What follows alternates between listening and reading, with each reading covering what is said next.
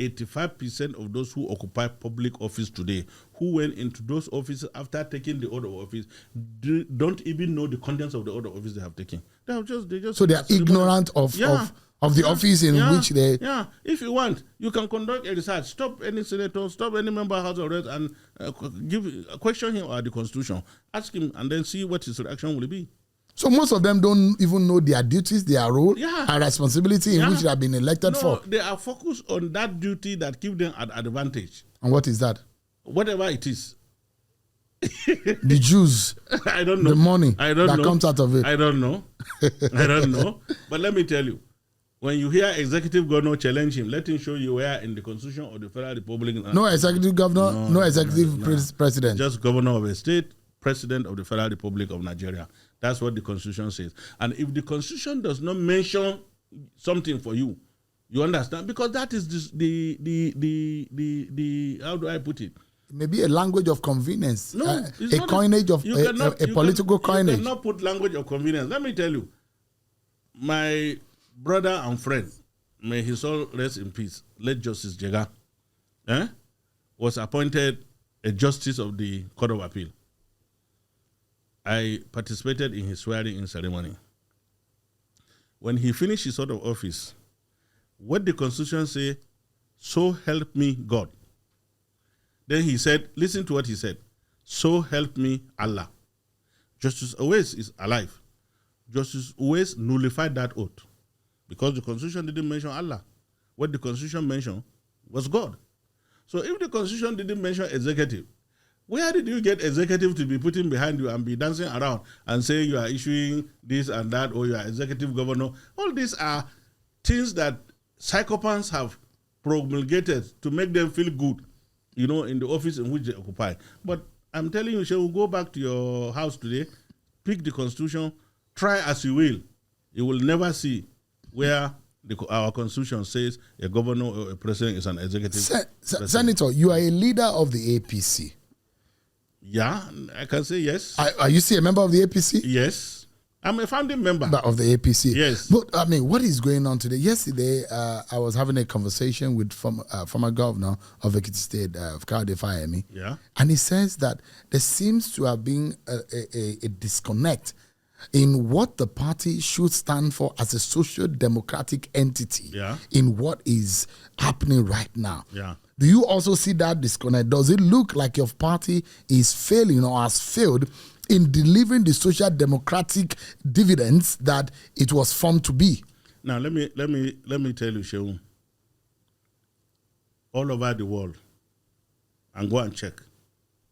When we talk about political party, it comes with a constitution, with organs in the party.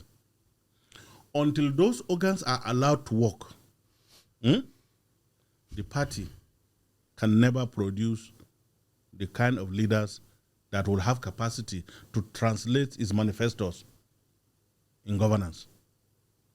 Unfortunately for us as a country, and it doesn't matter whether it's APC or a PDP or whatever, when you form a party, there are people who will come and join you. All they are looking for is ticket to contest for a given position or whatever. And because in most cases money plays some role, they have their way. I can tell you, I am a founding member. Fayemi will tell you, all the people will tell you, including the president himself, I am a founding member of APC. What APC was formed to address in this country, if we had disciplined ourselves, I'm telling you, Nigerians will not look anywhere for governance. But unfortunately, we allowed a window that allowed all kinds of people to come into the party and destroy it. And therefore, whatever good intention we had for the people, we could not translate it faithfully. Let me put it that way. Would you blame Buhari for that? You see, as a leader, yes. As a leader, Buhari came and became president on the mantra and the promise to Nigerians that he is going to reposition this country. There won't be corruption. Everything will work, well. But you and me know that today what we are hearing about the people he recruited to help him govern the country does not in any way, show connection between his vision and what they did while holding the office that he gave to them. What they did. So Buhari should take the blame. He should not and blame. Should own up. He should take responsibility that yes, somewhere, somehow, he allowed people who did not share the vision of the party, to come into governance and therefore misled. Did you think that some people took advantage of Buhari? Yes. Maybe because of his sickness or his state of health? No. Or you don't think that Buhari's nature? Because of his trust. That's who Buhari is? Yeah. Because of his trust. He trusts anybody? No.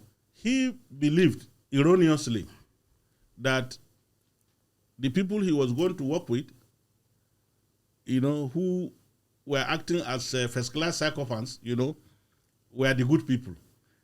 And therefore, he thought they will translate his vision into reality. So he surrounded himself. Yeah, that was exactly what happened. And then, unfortunately, again, he now decided to seclude himself, from those who were capable of giving him good advice to redirect his thinking. So the cabals took over the government. I don't want to say cabals. I will say some few misguided individuals who, really put us into this kind of situation.